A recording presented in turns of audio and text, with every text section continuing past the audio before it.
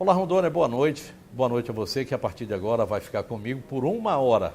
É um prazer estar aqui novamente com vocês, nesta noite em que eu recebo o mandatário do estado de Rondônia.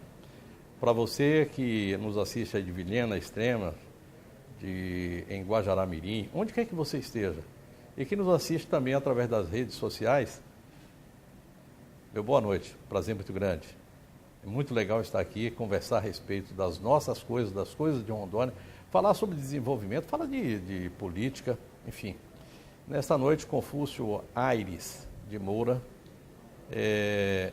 vai falar a respeito desse momento. Hoje eu vi um vídeo dele e eu vi o seu sofrimento. Não é muito fácil quando o homem para na vida pública e diz assim, olha, eu vou parar aqui um momento porque eu tenho que fazer uma outra coisa. Boa noite, governador. Prazer, muito obrigado por nos receber aqui. Prazer recebê-lo. Boa noite, Ladê. Boa noite a todos os seus telespectadores fiéis de muitos anos. Realmente hoje, o dia D, né, nós apresentamos hoje a renúncia na Assembleia Legislativa do honroso cargo de governador do Estado. E eu passo o cargo na sexta-feira, às 16 horas. Nós vamos transmitir o cargo e a faixa para o Daniel Pereira, nosso vice-governador. Então, é realmente um momento assim que sempre, de qualquer forma, ou passo agora ou passo no fim do ano, né? Antecipando um pouco. Tem uma breve antecipação no tempo, né, de 8 meses, mas é uma preparação para a gente se habilitar a uma nova candidatura. Renúncia é uma palavra forte e pesada, né? Parece Jânio Quadros. Parece. Parece Lembra sempre ele, né? Uma coisa meio... Parece que ele está correndo da raia, né? Mas essa renúncia é um ato legítimo para atender às exigências da Justiça. Assim, nós estamos também exonerando muitos nossos secretários. Lá em Brasília, o presidente Temer também está exonerando muitos ministros que vão sair candidatos a deputados, senadores nas próximas eleições. O prazo limite é agora, dia 6, sábado, né? Dia 7. Mas sábado, ele tem que sair na sexta, que é dia útil. Então, nós estamos aqui, já adiantamos, já apresentamos hoje a Assembleia para poder ela se organizar, para poder acolher e empossar o governador lá na Assembleia Legislativa na sexta-feira. O senhor vai estar na Assembleia Legislativa, na posse do Daniel? Vou ficar esperando aqui no Palácio, né? Que ele de lá ele vem para cá, onde todos os secretariados estarão reunidos, aí mais parentes, no caso dele, eu vou ver se minha esposa vem, mas amigos vêm também. É um auditório que nós temos aqui dentro mesmo, não cabe muita gente, mas pode ficar em pé.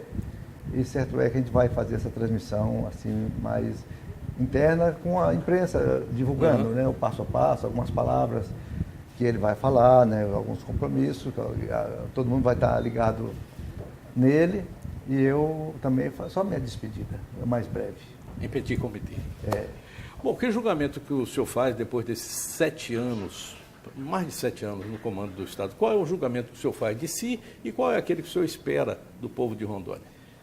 O nosso governo foi um governo assim, que eu me primei por ajustar o Estado e gerar na sociedade confiança. Nós estivemos ao lado do agricultor, ao lado do empresário, nas mais difíceis situações. Experimentamos a fase mais difícil do Brasil, foi uma crise de 2014 para cá, onde o Brasil parou, né? Os municípios quase quebraram e os estados entraram em fase falimentar. Então, mas mesmo assim, Rondônia conseguiu ter um crescimento positivo. Nós nunca experimentamos crescimento negativo. Então, isso foi muito bom e nós ali... Fiz 4 reformas administrativas de enxugamento. 4. A última agora, inclusive. Foi uma agora bem recentezinha, mas todas elas visando a redução. Redução de despesa, redução de tudo, mudança de alíquotas de previdência para que a gente possa preparar o Instituto de Previdência, o IPEROM, para poder aguentar a carga das aposentadorias nesses próximos anos. Então, mudamos bastante e o Estado foi uma fase muito boa de muitos investimentos, muitas obras. Os municípios em profunda dificuldade, nós fomos lá, os municípios. Teve município que nós tínhamos que fazer limpeza, catar lixo, porque eles não tinham a menor condição no início do nosso mandato. Colocar médico, né? Tudo era aqui com a gente, a dificuldade era aqui, né? E Brasília é mais insensível, Brasília é distante. Então era o que a gente tinha aqui, a gente dividia o bolo, né? A gente hoje não tem assim poupança de guardado, dinheiro guardado, a não ser o dinheiro dos fundos, né? Nos fundos nós temos 200 milhões ainda em ativos, né? Nós temos esses recursos e temos recursos para garantir alguns presídios que serão trabalhados em cogestão, esse tem dinheiro garantido, e também o Hospital do Guajará-Mirim, que será também uma organização social, nós temos dinheiro guardado para o futuro, né? Mas o restante é uma gestão perigosa de folha de salário, né? Porque hoje os prefeitos, os governadores, se não cuidar, eles serão só gestor de RH. O senhor é contra ou a favor da LRF? Ela fecha, lhe manter, mas, na verdade, lhe dá também a garantia de que alguma coisa vai sair lá na frente melhor, né? A lei de responsabilidade fiscal, ela foi aprovada no governo Fernando Henrique. Eu era deputado, votei nela. Isso. Tem muito orgulho dela. Pelo menos criou uma certa responsabilidade, porque antigamente, ao final do governo, o governo que saía emitia 100% de aumento. E deixava o coitado do futuro governador embasbacado. Que ia preso logo depois. Não tinha a menor condição de gerenciar. Hoje não, você pode deixar despesa, mas tem que deixar o dinheiro. Você pode deixar uma dívida, qualquer coisa, mas tem que deixar o dinheiro. Isso veio segurar bastante a irresponsabilidade. O Brasil está muito pior do que está hoje. Essa lei, ela não é perfeita, mas ninguém mexe nela. Na época o PT votou contra ela. É verdade. Mas hoje o PT não deixa tirar a lei, a LRF. A própria presidente Dilma falou, na LRF não se mexe. Ela falou para ele... Mexe comigo, mas não na lei. Mas lei. não mexe na lei.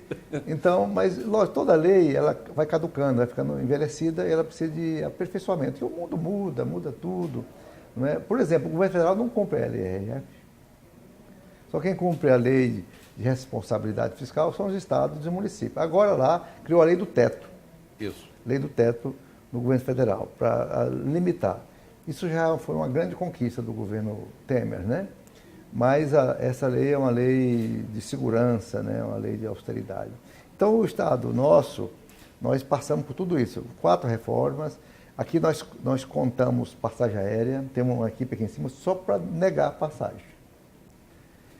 Aqui nós temos uma equipe para negar a diária. Aqui o combustível é racionado para todo mundo do Estado. Do não. Turma do não. É racionado. Nós controlamos por cartão todo o consumo de qualquer carro que você pensar. Veio. Peças, hoje para trocar uma peça tem que ter uma comprovação que a peça mesmo foi danificada. Então nós conseguimos segurar a economia do Estado, o gasto, nós somos eficientes no gasto. Me diz uma coisa, doutor Confúcio, quais são os seus pontos fortes e fracos? Eu sei que o senhor é uma pessoa muito aberta para falar a respeito dessas coisas, não tem pudor. Os pontos mais fracos meu é ser homem e, portanto, falível, né? Erro bastante, erro muito. Mas aqui nós temos toda segunda-feira, a gente senta nessa mesa aqui, o secretariado, sem pauta. A gente senta, qual é o assunto de hoje? Então a gente vai discutir o que vem na cabeça das pessoas para traçar a semana. Nós temos projetos prioritários. Os pontos fracos nossos, geralmente foi a questão da TI nossa, que nós não tínhamos nada de tecnologia da informação. Nós tivemos que montar tudo isso. Hoje nós temos aqui dentro desse prédio e cedido aí para meio mundo dos órgãos públicos uma infovia gratuita. Que esses órgãos aqui, todos não pagam nada de internet. Né? É o Estado que bancou sozinho em financiamento. Então, os nossos pontos mais fracos foi a questão da tecnologia da informação, que nós temos que aumentar e muito o investimento em tecnologia. Muito, muito, muito. Para priorizar a tecnologia da informação vai diminuir o pessoal. Uhum. Só através da tecnologia você vai diminuir o concurso público. Tem, por exemplo, esse carimbo que você me perguntou aqui, que é a caneta. Que é a caneta, é o carimbaço. Uhum. Esse nós não usamos mais esses carimbos. Esse carimbo é o símbolo do atraso, né? De você ficar carimbando papel e qualquer repartição do protocolo, 10, 20 pessoas carimbando papel, conferindo folha de ponto Isso tudo vai acabar. Tudo vai acabar. Então, com isso, a gente vai ter uma tendência progressiva a ter menos concursos e diminuir o gasto de folha. É a salvação do Brasil a tecnologia da informação. É mergulhar de boca nesse período digital, nesse período dos algoritmos, período do mundo do Facebook, esse mundo do Google, esse mundo enfim, de todas as plataformas inteligentes que regula hoje, na realidade, hoje ninguém tem mais privacidade. Desde que você passe numa rua, uma câmera te filma, você não é mais privativo. Você nem está vendo, passando na rua, está sendo filmado. Você entra no banco, mete o cartão no terminal, está sendo filmado. Então, privacidade mesmo não existe mais para ninguém. Você atende um telefone, você já não tem mais privacidade. O Google capta tudo. Capta tudo. Tudo. E joga, ele separa você. O seu pensamento, o meu, cai num pacote. Outros que pensam diferente caem no outro pacote. E ele vende isso para o comércio. O que é uma pena, né? Vende. Mágoas ou arrependimento nesses 7 anos? O senhor leva alguma coisa? Deixa alguma coisa? Não, nenhuma mágoa. Nenhuma mágoa. Tudo isso é o que nós passamos de muitas dificuldades, dificuldade com a Assembleia, dificuldade com pessoas. Isso tudo faz parte do jogo político. Não teve nada demais no nosso governo. Foi tudo previsível e aconteceria e apenas me amadureceu, né? Muito. Eu não tenho mágoa de ninguém. O senhor vai deixar um legado, eu tenho falado isso de vez em quando, relevante. E esse legado o senhor conquistou. Essas conquistas aconteceram no momento que o Brasil atravessava uma crise que eu não tinha visto ainda igual. Onde é que saíram essas bases? De onde é que saiu essa criatividade? De onde é que veio esse liame para essas conquistas? Essa conquista nossa surgiu o seguinte: o Tarcísio Delgado, que era prefeito de Juiz de Fora, eu tinha muito medo de ser prefeito. Quando eu fui eleito prefeito, não preparado, eu fui bater lá em Tarcísio, em Juiz de Fora, porque ele já tinha 3 mandatos, né? E eu falei: Tarcísio, eu fui eleito e eu estou com medo. Lá em Ariquemes? Não, lá em Juiz de Fora. Lá em Juiz de Fora? Eu era prefeito de Ariquemes, fui eleito, né? Antes da posse, eu fui lá com ele. E ele falou: olha, a austeridade gera filhos. Você, sendo austero, você faz muito mais do que você planejou e prometeu. E nesse mandato nosso aqui, o que eu prometi na campanha, que foi registrado na Justiça Eleitoral, no G1, nós já atendemos 84% das nossas promessas. Eu perdi para um governador. Eu fui em primeiro lugar há muito tempo. Eu perdi para o Flávio Dino, do Maranhão. Hoje ele está com 91% das promessas cumpridas. E eu estou em segundo lugar com 84% do que eu prometi cumprido. Então isso é realmente fantástico. Muito bom. O senhor atua muito forte, tanto na área de planejamento quanto na área de orçamento. Aliás, a sua equipe nessa área aí é fantástica. E isso lhe deixa assim olhando para o futuro. Agora e os outros que virão. Eu gostaria que o senhor falasse a respeito desse tema e ainda que a gente hoje, nesse presente, tenha que olhar e ver que algumas coisas do passado ainda subsistem. Algumas mazelas a gente não conseguiu. Exatamente.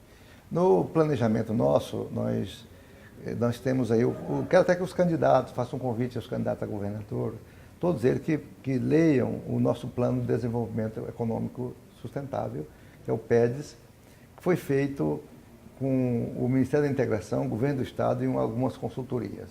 Nós temos um planejamento do Estado até 2030, arrumado. Qualquer governador eleito, ele tem que ler esse planejamento, ele pode fazer ajuste, é lógico, ele vai ajustar, mas ele tem os eixos de crescimento do Estado definidos e ele pode fazer um pouco para lá, um pouco para cá. Ele não pode fugir da matriz desenhada, porque ali está os rumos certos para o sucesso. E ele é uma espécie de camisa de força para os próximos. Ele já está. Eu não gosto de camisa de força, não, mas... Ele já está na Constituição. Uhum. Ele pode, para alterar qualquer coisa que ele vá fazer, se ele não fizer dentro do plano, ele tem que alterar a lei. Senão o Ministério Público cancela qualquer ato que ele vier fazer. Então, é bem arrumado. Nós, hoje aqui nessas mesas, nós reunimos 4 vezes por ano com o Conselho Superior de Estado. Foi criado lá no passado, mas não funcionava. Comigo funciona, que é o Tribunal de Justiça Centro, que é governo. Governo não é só o executivo. O Legislativo é governo, o Executivo, o Ministério Público, a Defensoria e o Tribunal de Contas. O governo é esse conjunto de órgãos públicos, né? São todos os governos. Tem a autonomia de cada um, a independência e a harmonia que deve zelar. Mas aqui nós reunimos os conselhos, todos esses poderes e discutimos os riscos do Estado. Os riscos do Estado. Então, nessa última reunião, que tem mais ou menos 7 dias, o Tribunal de Contas, tudo, nós chegamos a mostrar que nós só temos 9% de margem de investimento. Né? 9%. Aí, é pouco, né? Pouco demais. Pouco demais. Então, aí, cada ano vai diminuindo. Chega um ponto que vai zerar o investimento, e tudo vira folha de salário e compromisso de dívida. Então, com isso, nós perguntamos qual é a solução. Aí saiu, acho que do conselheiro Edilson, foi do desembargador Walter Waltenberg, eles falaram o seguinte: a única solução para a gente diminuir isso aí é parar de fazer concurso público e investir em tecnologia. Investir muito em tecnologia para muitos cargos que existem hoje no serviço público não vão existir daqui a 10 anos. Então não precisa você mais abrir concurso para pessoas que daqui a mais anos vão ficar encostadas no qualquer canto. Então o computador vai fazer serviço, as plataformas vão executar muita coisa, os controles de almoxerifado não precisa mais de gente, os controles de medicamento não precisa mais de gente, né? Ali dentro tudo será controlado por TI, por sistemas complexos, né? Então, muita coisa do serviço público vai ser feita assim, inclusive o trabalho em home, o trabalho em casa. Muitos técnicos, por exemplo, um procurador de Estado que precisa se concentrar para fazer um parecer. Ele prefere fazer na casa dele sozinho, no computador dele, ou ele ficar numa sala imensa, com vozerio, gente telefonando e passando toda hora e incomodando ele. Ele pode fazer uma peça jurídica muito concentrada em casa. Tem muitos serviços que não vão precisar ser feitos dentro do palácio. Né? Isso já está aprovado por nós, que da agora para frente a gente pode selecionar algumas habilidades de pessoas, até para morar fora de Rondônia sendo funcionário público. Eu vou lhe pedir um minutinho, a gente vai chamar os nossos parceiros e eu volto daqui a pouquinho com o governador Confúcio Moura. Fique por perto, a gente tem muito mais para conversar.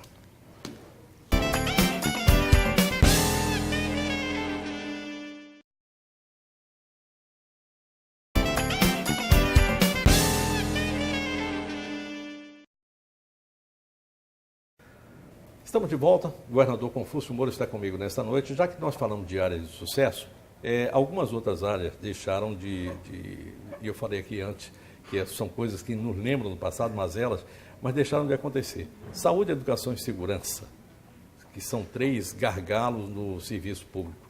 Que avaliação que o senhor faz pelo não atingimento de expectativa da população, não que sejam metas suas, perfeito, mas a população se... Da saúde, eu dou para mim mesmo uma nota 8. Porque hoje, o índice de reclamações dos pacientes que internam e são atendidos na rede, a nota é excelente.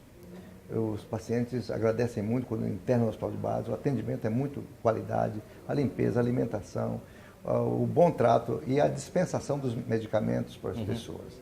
As cirurgias de alto nível.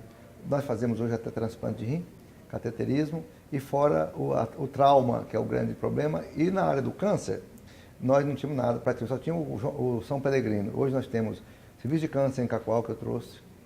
Temos o Barretinho, que nós fizemos em 7 meses.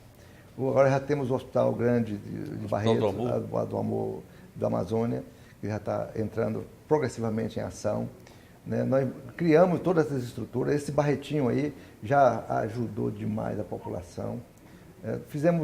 Ampliamos muito vagas de UTI, protegemos o João Paulo II, que é nosso cancro, assim, uma casa inadequada para ser hospital, improvisado. Mas nós seguramos o João Paulo II sem grandes mazelas. Tem dia que tem gente na maca, ocasionalmente tem um chão, mas a rapidez com que nós esvaziamos o João Paulo é muito grande. E nós temos lá, você pode, se precisar, você pode ir a qualquer hospital particular da cidade, você não vai encontrar a equipe que nós temos de plantão, o neurologista de plantão, o anestesista de plantão, o cirurgião geral de plantão, o angiologista de plantão, o neuro de plantão, os clínicos de plantão e os residentes médicos no plantão. Então, a gente tem uma linha de médicos, assim, no João Paulo II, que a pessoa entra ali, na hora que começa a atender, eles têm ressonância, que não tinha, tomografia no hospital, todos os serviços complexos nossos do Estado, sem terceirização. Então, e aumentamos a vaga de UTI do João Paulo de 10 para 40, para 50, porque nós aumentamos mais 40 vagas, ali pertinho da Jatuarana, tem a AME lá. Isso. E nós temos aqui dentro de Porto Velho um hospital invisível, que é o SAND. O SAND nós atendemos Alzheimer em casa, AVC, sequelados, traumas de crânios, tumores cranianos, câncer terminal, pacientes com escaras e outros problemas, alimentação parenteral, oxigenação, né, fraldas, e toda a assistência a gente faz em casa. Isso então são quantos? Isso dá uma média, um total de 250 pacientes. 250. E tem uma equipe que realmente estabelece uma relação com a família de profunda intimidade. Eles já chegam, o médico já chega na porta para ver o paciente. E o outro fato mais importante é que a família acaba o meio do doente, dá banho no parente. Se for um idoso, os netos estão ali falando com ele, consolando, molhando a boca do idoso, qualquer que seja a sua doença, levando água, virando de lado, fazendo o curativo. Eles já fazem, os familiares.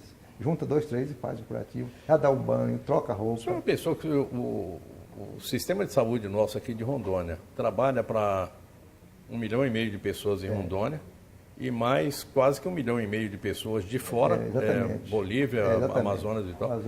Não é muito fácil, não. Pega Mato Grosso também. Mato Grosso também. Mato Grosso. A gente atende todo isso aqui. E nós fizemos outro serviço na área da saúde. Eu fiz um bloqueio em Cacoal. Nós temos lá em Cacoal uma rede de saúde incomparável. O Hospital Regional de Cacoal tem quase os mesmos especialistas que tem aqui. E tem o Euro, que é o pronto-socorro de Cacoal, é o que nós desejávamos em Porto Velho e não fizemos. Está lá, funcionando. 500 pacientes por dia de urgência. Vai acontecer o Euro? O Euro vai, mas daqui 3 anos. O senhor vai inaugurar? Não, eu não vou inaugurar. Eu vou deixar licitado, eu vou deixar ele em licitação. O Daniel deve já dar ordem de serviço, mas quem vai inaugurar é o futuro governador. Lá na frente. Se o senhor conseguir o que quer, o que almeja, o senhor virá para a inauguração. Pelo menos de longe. Vai chorar na porta. Pelo menos de longe é a minha grande decepção de não ter entregue esse hospital no meu mandato. Porque eu prometi esse hospital. O senhor falou de saúde e muito bem. E a segurança pública, nós estamos bastante. Usamos todos os meios de incentivar a Polícia Militar. Hoje nós temos a segurança, batalhão de trânsito na rua, permanentemente fazendo a blitz e fazendo a lei seca. No fim de semana que faz lei seca, diminui 40% de acidentados. 40%. É uma coisa muito importante. Os homicídios a gente tem reduzido. Esse ano, quando sair o laudo, o resultado geral do Brasil da violência,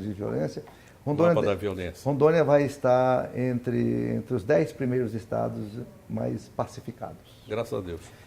Se a gente controlar Porto Velho e a região de Ariquemes, a gente passa a ser um dos estados de menores índices de violência. Agora tem o furto, que a gente não consegue baixar, de celular na rua, esse é terrível. E tem o assassinato, o homicídio que é meio... O homicídio a gente quer reduzir, está trabalhando para isso.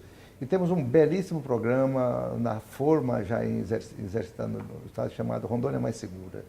Esse é um projeto nosso, não é copiado de ninguém do mundo, né? É um projeto só nosso aqui, integrado com o município, integrado com outras secretarias, com os outros poderes, Ministério Público, e ele está sendo desenvolvido. Ele surgiu da cabeça de Oscar Motomura, aquele grande líder nosso de preparação de gente, que é lá da Manaquei, lá de Cotia, em São Paulo. Ele veio aqui, nós trouxemos para ele internar aqui delegados e policiais, bombeiros, todo ele. Ficou 7 dias, pessoal, em retiro espiritual, discutindo segurança pública internamente, sem sair. E dali saiu todos esses documentos, que foi transformado por ele num manual de boas práticas, onde não precisa de grande investimento financeiro. Isso é importante. Na área de educação, é uma área... O senhor está saindo agora com 46 dias de greve aí, né? Estou saindo. Essa greve da educação, ela é uma greve que tem um misto de tudo. Um misto político, não é? Misto de medir força, um misto de provocação no governo, no final do governo, porque tem apelar, porque agora ele tem que dar que está saindo. Matar o pato manco. Exatamente. E tem tudo isso. Mas eles falam que nós temos o pior salário do Brasil, não é verdade. A gente não tem no salário fixo, nós temos gratificações, nós estamos em uma situação intermediária de salário no Brasil. Então, isso tudo. Mas nós melhoramos a escola, nós melhoramos as condições do aluno, nós melhoramos o IDEB, estamos melhorando os IDEBs. Nossa escola campeã de Rondônia é 7,9 lá de Nova Brasilândia. E tem muitas escolas com nota 7, 6,5 e assim vai. O Ji-Paraná, na área dos municípios, é o município de melhor IDEB municipal, é Ji-Paraná. A menor IDEB 6,5, o maior 7,5, que para a realidade brasileira é show de bola. Os municípios estão reagindo na educação. Esse é o conflito da greve. E eu não quero ser conhecido como o governador das greves, né? Mas nós, nesse endurecimento fiscal, nós, infelizmente, administramos 19 greves. Não é muito fácil, não. É. Bom, queria lhe perguntar o seguinte, como é que era e como é que vai ficar e como é que está o seu relacionamento com a Assembleia Legislativa, o seu MDB com o candidato Maurão de Carvalho a governo, a própria ALE mesmo, né? O Daniel Pereira, que o senhor disse que é o vice dos seus sonhos, como é que era e como é que vai ficar a partir de agora? Eu acredito que eles vão me esquecer, né? Eu vou ficar quietinho. Não vai, não, não vai cutucar ninguém. Não vou cutucar ninguém. Eu acho que vai ficar tudo certo. A minha campanha, meu estilo de campanha é bem suave, bem tranquilo, sem agressão, sem grito, sem esculhambação. Então, nós não vamos ofender ninguém. Eu torço. O Raup é um aliado antigo nosso. Sempre fomos companheiros. Eu nunca tive outro partido. Até assanhei em mudar de partido. Tive uns 7 convites. Mas como é que, isso é assanhamento de velho. Assanhamento de velho, né?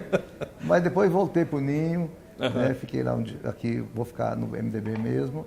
E com a Assembleia, com o Maurão, foi uma fase excelente nossa, com a liderança do Laerte e do Cleiton Roque, foi uma fase excelente, nós aprovamos quase 900 projetos. E aquele copo quebrado que aconteceu há pouco tempo atrás aí, com aquela história daquele... Aquilo já passou? Qual é o copo quebrado? Aquela conversa lá do Maurão, aquela gravação, eu não aquilo já foi conversado, aquilo eu não tenho nada a ver com aquele negócio, eu sou, assim, fui citado, né?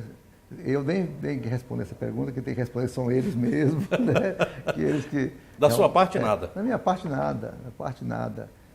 Ali foi uma conversa que realmente marca a gente não pode deixar de levar em consideração tudo aquilo que foi falado em off, né? E diz que nada mais verdadeiro do que você fala escondido, né? Então, a gente vai aguardar o desfecho e no fato de estar com o Maurão como candidato, ele que vai ditar como é que deve ser a campanha, como é que ele quer que seja feita a campanha, né, e qual é o papel do candidato a senador na campanha governamental. Né? No meu jeito, eu vou começar a circular pelos distritos nesses 5 meses, e depois nos municípios pequenos, que é só uma vez, depois vou ficar limitado a 17 municípios. Apesar dessa sua juventude política, né, esse jeito de fazer política que a gente conhece, você tem uma coisa bastante tradicional que a gente vê em alguns políticos mais antigos, como o Bianco, por exemplo, seu velho companheiro também, que estava em outro partido, que é o fato de conversar com todo mundo, se dar com todo mundo e não dispensar absolutamente nenhuma roda de prosa. Exatamente. Eu sou realmente um indivíduo que eu gosto de gente, eu gosto de conversar, eu gosto de pessoas, né? Mas no cargo, um mandato de 8 anos é um mandato muito, muito longo. Ele é exaustivo, né? O ideal é 5 anos. Um mandato único e acabou a reeleição. Para todo mundo. Para todo mundo. Acaba com isso de reeleição. Um mandato de 5 anos é bom, dá para você fazer bastante coisa, com bastante gás. Mas 8 anos é um mandato cansativo. Você já vai chegando no final, torcendo para acabar logo, né? Mas aqui comigo não, eu levanto muito cedo, eu começo a despachar muito cedo. Continua daquele mesmo jeito. Às 4, 5 horas da manhã. Mesmo jeito, e aí cedinho já incomoda os secretários, já mandando mensagem para um, cobrando daqui, daqui lá. Né? E dormindo cedo. Dormindo cedo. Aí eu chamo eles para caminhar comigo, quando eu chamo 2, 3, a gente vai conversando e vai batendo papo. e nós vamos andando. Então, mas do grosso, assim, eu deixo o Estado melhor. Eu deixo o Estado encaminhado, eu deixo o Estado organizado. Para você entender, simplesmente assim, aqui nesse palácio, nós tínhamos cerca de 1.200 carros dentro de Porto Velho para levar recado para aqui e lá para as secretarias. Hoje estamos num prédio único, Cassol fez toda essa estrutura de engenharia, deixou até com vidro, mas o caro eu fiz. Foi preencher tudo, fazer acabamento, organizar o serviço e pôr para funcionar. Então isso foi maravilhoso, mas a gente deve isso, lá na placa lá embaixo fala assim, obra iniciada no governo Cassol e concluída no governo Confúcio Moura. Que utilizou durante muito tempo essa beleza de vista. Pois aqui, é. Né? Aqui o senhor falava disso aqui hoje. A vista daqui do gabinete do governador de Porto Velho, a vista é simplesmente fascinante. Aqui para os poetas a inspiração é cada momento, cada noite, cada madrugada. É tudo muito bonito. E nós tínhamos 1.200 carros. Cada secretário, cada diretor tinha um carro. Hoje ninguém tem carro. Ninguém tem carro. Hoje nós temos só 120 carros, está lá embaixo do subsolo, e nenhum secretário tem um carro para ele andar. Ele pega o carro que está disponível na hora lá embaixo, quando muito ele pode usar o motorista de confiança dele. Não tem mais. Então, você vê que nós enxugamos o máximo possível, temos o controle dos veículos do Estado de Rondônia, né? Agora nós vamos avançar, tem muito o que fazer ainda. Por exemplo, a questão patrimonial. Nós melhoramos a contabilidade do Estado, o Tribunal de Contas elogia. Nós tínhamos aqui 3 contadores, o Brasil carregou esse Estado por muitos anos, é um herói. Eu condecorei esse servidor, o Brasil, com a medalha Marechal Rondon, agora em 30 dias passados, por absoluto merecimento. Ele carregou, ele atendia o Tribunal de Contas com os relatórios, que eu não sei como ele fazia.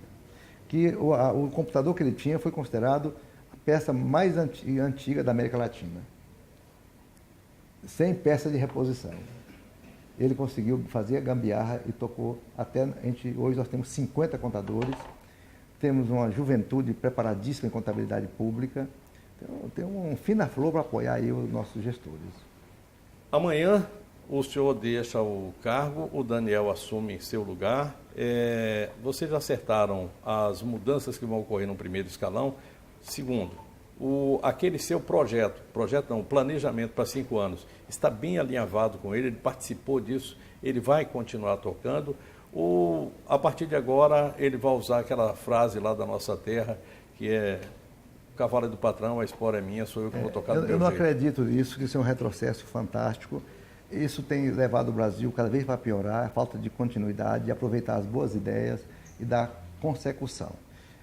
Isso jamais seria um governo irresponsável se viesse fazer uma coisa dessa, porque o governo ele pode alterar nomes, pode mudar um, mudar outro, isso é normal, é natural. E amanhã, e agora, sexta-feira mesmo, eu estou exonerando todos aqueles que vão ser candidatos, muitos secretários. Ele vai ter que nomear muita gente nova. Porque tem muita gente que são candidatos a deputado estadual, federal, e vão sair do governo. Alguns já saíram, inclusive? Já saíram vários, saiu muito. Padovani saiu, Chiquinho saiu, Ezequiel saiu. Então, muita gente saiu. Vem agora, sai a Mari, saiu o Pimentel, saiu bastante gente. Saiu o Marcos Rocha, da Sejus. Então, vai sair o Valdemar. Então, muita gente vai saindo. Então, ele vai ter muito espaço para troca, de colocar nomes, mas... Você vai sentar com ele para aconselhar também? Faz isso, faz aquilo? O aconselhamento, ele sabe já conhece o nosso governo, né? Conhece o governo, então eu acredito que ele não pode... A minha recomendação para ele é que não mexesse no núcleo central do governo. Aquilo que a gente chama de núcleo duro. Duro. Economia, parte de finança, economia, planejamento, não é? A parte de administração pública, gestão de pessoas, a parte de controladoria do Estado, que é excelente, nós estamos nota 10 em transparência, e também as compras públicas. O Wagner, então, deve ser um dos homens que continua. Vai depender dele mesmo, né, de continuar ou não.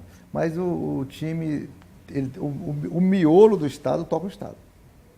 Hoje o governador, se ele souber aproveitar a riqueza de gente que ele tem nesse meio de campo, o sucesso é absoluto. Não tem margem para errar. Né? E o resto é o ajuste, endurecer, segurar o recurso. não abrir muito as questões de aumento de salário fora de base, fora da LRF, fora do que recomenda o Tribunal de Contas. No Tribunal de Contas nós temos um limite. Se eu passar daquilo, eu cometo crime de responsabilidade, sou processado. Então não pode. Eu vou pedir um minutinho. Tá bom. Nós vamos para o intervalo e eu volto já já.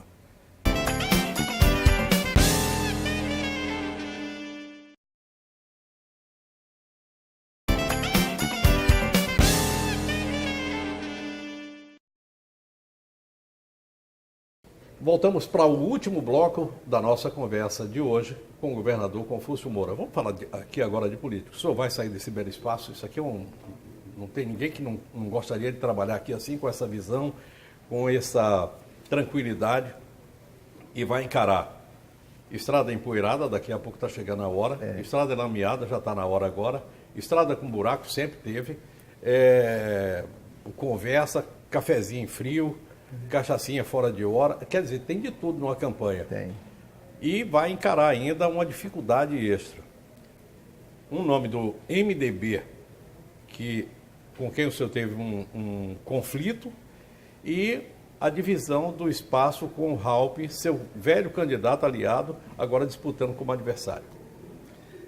Essas são as virtudes e os malefícios da democracia. Né? É legítimo a qualquer cidadão votar e ser votado, né? Então eu vinha carregando até o mês de janeiro, eu não era candidato a nada. Me lembro que o senhor falou isso comigo. Mas não era de jeito nenhum. E quem me veio aqui mudar minha cabeça foi o Piana. O Piana veio aqui e falou: olha, Confúcio, eu fui governador, podia ser senador, não quis na época, não saí à reeleição e me arrependi. Quando eu quis, já tinha passado minha vez. Então, eu vim te aconselhar a sair candidato ao Senado. Né? Aí depois daquele dia, eu fiquei aquele na cabeça, falei com um, falei com o outro. Família? Aí foi, eu não estava desarmado completamente por esse pensamento. Aí falei para o Rafa, pode ficar tranquilo, pode tocar a sua campanha, eu não vou ser candidato, não vou atrapalhar não. Mas nesses últimos 60 dias, realmente, eu mudei o pensamento e passei a aceitar o desafio de disputar uma eleição ao Senado. A eleição ao Senado desse ano vai ser mais difícil que a de governador. Ela vai ser, os nomes são muito bons, né? Tem aí nomes maravilhosos, então é uma eleição que não tem assim ainda ninguém que está eleito, não. Então nós vamos disputar em pé de igualdade com todos, o imenso respeito ao Raup, e vai eleger 2, né? Então, eu vou trabalhar para ser eleito, né? Logicamente, eu vou trabalhar para ser eleito. A gente tem discurso, tem serviço, tem muita coisa para ser mostrada a Rondônia. Nós fomos reeleitos, temos todas as condições de apresentar ao povo essas lembranças e pedir o voto. Mas não vou pedir agora, que não é momento, mas na época certa eu vou... Semana que vem já começa, né? Não, eu vou só começar os contatos, né? Aquelas conversas de mineiro, né? Visitando, conversando e vai passando. Café frio, Café comidinha. frio, visita, um e outro. E a gente forma muita gente que não gosta da gente. A gente forma uma curriola de gente que você não sabe que é inimigo e é. E aí você tem que tomar cuidado para não levar burdoada pelo seu Rondônia fora. O que é que ficou faltando fazer e o que é que o senhor pretende fazer em sendo eleito senador? Eu sei que a sua visão de Brasil hoje, um dia até que falaram que você ia ser candidato a presidente da República, mas a sua visão de Brasil está bem arrumada, né? O que eu deixei de fazer, o que eu mais fico chateado, foi com o Hospital de Urgência de Porto Velho. O euro. O euro. Essa é a minha grande frustração de não ter entregue para a população. Mas não dependeu de mim, foi órgãos de controle, Polícia Federal, tudo que realmente determinou essa medida sob investigação e que não tenho certeza que ao final vai ser arquivado isso tudo. Como senador, eleito senador, tem 2 maneiras de você conduzir como senador. Primeiro, você votar com a liderança do seu partido, né? Ser fiel ao partido, o partido votar harmonioso. E segundo, os grandes temas nacionais, enfrentar os grandes temas nacionais de frente e sem medo. Vamos lá citar alguns? A Previdência, a reforma política necessária, né, para valer, a reforma tributária para que seja mais justa, o Pacto Federativo que está muito debilitado, né, o Pacto Federativo, a questão tributária brasileira que é muito cara e presta pouca qualidade de serviço, não é? E a infraestrutura e logística do Brasil Central e Norte, não é? O Brasil Central, o Brasil Central e o Norte brasileiro, a região amazônica, tem que se encorpar muito para discutir os benefícios da floresta, qual é a vantagem da floresta em pé para o caboclo, o que é que ele ganha em estar no meio do mato, preservando a floresta e na miséria. Então nós temos que ter as correspondentes compensações pelo verde amazônico e trabalhar uma mídia amazônica unificada, todos os estados, vender a imagem da Amazônia com uma marca global. Assim, não é o Acre fazer uma coisa, a Rondônia fazer outra, o Mato Grosso outra, o Tocantins outra, o Amapá outra. A mídia feita pelo consórcio da Amazônia Ocidental, da Amazônia Oriental, todos os estados da Amazônia, inclusive o Maranhão, é uma mídia de repercussão internacional, mostrando isso tudo aqui. Baratear as passagens aéreas para incentivar o turismo da Amazônia. Hoje uma passagem aérea comprada para amanhã é R$6.000. Qual é o turista que vai sair do Rio de São Paulo para vir na Amazônia para gastar R$6.000 e mais dificuldade de acesso, ou ele ir para Buenos Aires por 900? Ou ele ir para o Chile por 1.200? O senhor falava já a respeito, a coisa de uns 3 anos passados, o senhor falava a respeito da questão amazônica, não como mídia, mas como uma bancada federal. O senhor pregava essa bancada federal com a soma de todos os esforços. Mas acho que ainda não há o discurso político da região, né?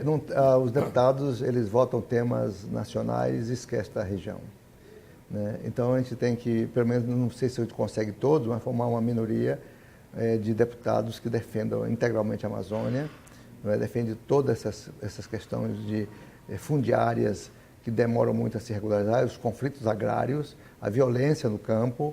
Todos são temas extremamente interessantes da Amazônia. A questão mineral da Amazônia, isso é muito importante, e a política indígena, que é muito conflituosa na Amazônia, né?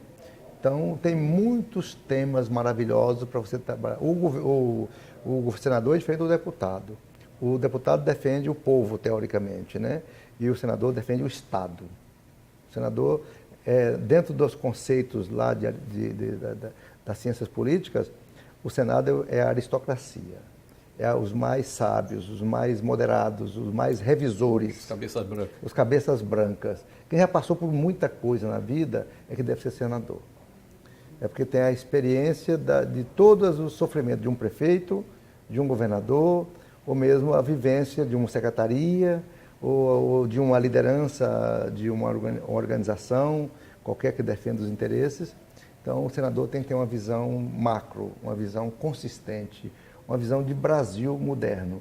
Então, para isso, nós temos que avançar muito, que o Brasil precisa de muito choque para poder sair do marasmo, do atraso, da ignorância, da violência e de todo tipo de pestes que tem no Brasil, inclusive a febre amarela voltando. Pelo amor de Deus. Não, sem a gente contar aqui a sífilis, a tuberculose... Enfim, tem muita coisa. Tem muita coisa, muitos ralos ruins que precisam ser encarados a partir de condutas parlamentares. Eu vejo, acho que o tempo até passou do programa, não. Eu vejo lá atrás, eu vejo na época da abolição da escravatura, nós tínhamos grandes homens em defesa da República e também da abolição da escravatura. Nós tínhamos Joaquim Nabuco, né, um parlamentar fantástico, nós tínhamos o Rui Barbosa, nós tínhamos muitos outros ilustres senadores da República, como é que chama essa avenida que tem aqui? A Pinheiro Machado. Tinha o Pinheiro Machado, que era um grande senador gaúcho, que lutava muito por essas bandeiras, né? E grandes e brilhantes.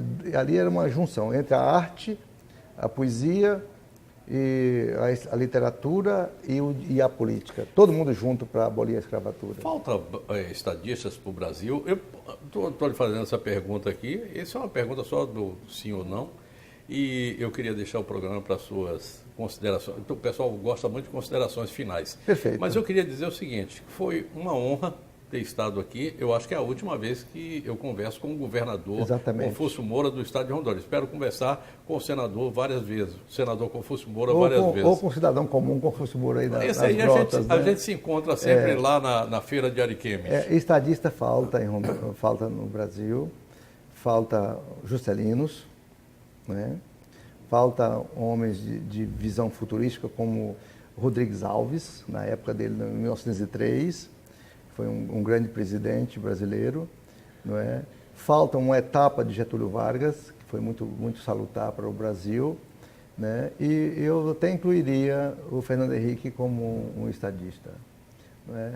Então, o Brasil carece dessas pessoas que são... o estadista é aquele líder que, nas horas mais difíceis, conduz o povo sob a sua tutela e liderança. O povo segue o líder. O povo agradece o líder forte. Aquele líder que o líder é aquele que segue na frente e os liderados seguem atrás sem saber por quê. Segue por uma inspiração, como seguia Antônio Conselheiro na Revolta de Canudos. Aliás, para a gente entender o Brasil, tem que ler Antônio Conselheiro. Tem que ler os Sertões. Tem que ler os Sertões. Obrigatoriamente, todo aluno e todo cidadão brasileiro tem que ler os Sertões. O senhor vai se dedicar mais agora a escrever, a fazer poesia, ou vai se dedicar à campanha mesmo? Não, agora eu vou descansar uns dias, né? Ficar à toa, vagabundando. E Precisa. Depois eu vou fazer um check-up para ver se a saúde está tudo boa. E aí é começar a campanha. Começar a pré-campanha. Muito obrigado, viu? Obrigado, senhor. Foi um prazer. Foi uma honra muito grande ter estado aqui nesse momento final da sua campanha. Muito agradecido. Da sua passagem. Muito agradecido. Foi uma honra muito grande ter sido governador de Rondônia. Meus amigos, amanhã, a partir das 8h30, a gente se encontra aqui para mais programa Léo Ladeia. Desejo a todos boa noite, bom sono e bons sonhos. É sempre muito bom a gente pensar a respeito de tudo aquilo que a gente ouve. Tá? Você pode até não concordar com nada do que a gente fala, mas é importante ouvir. E é muito importante avaliar. Fiquem com Deus. Tchau, tchau.